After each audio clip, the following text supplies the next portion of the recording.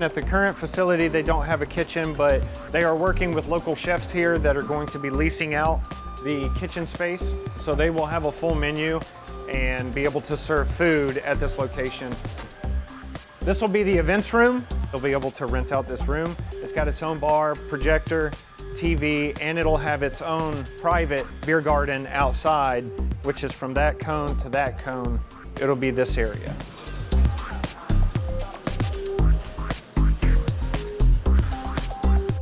I actually have two projects going on that are totally different right now, but one is this project that's a brewery, and I keep saying I have a vested interest in completion because I want to hang out here. And then I have a restaurant on Park Avenue. It's the owners of Sage restaurant. It's a very cool, exciting project.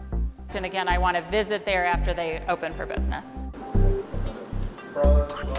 We get involved when the project becomes a project and learn all about it, hire the subcontractors to do the work, get the project started. We create schedules, we manage the budget, and then manage the project through completion and into the warranty phase.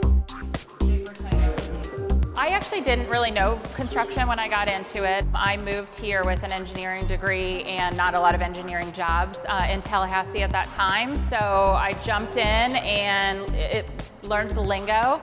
I did a distance learning program with University of Florida to get my master's degree. I learned just more in detail about all the things that I was already doing.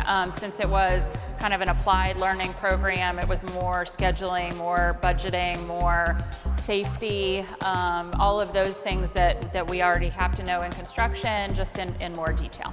You really just have to have a want to learn about it.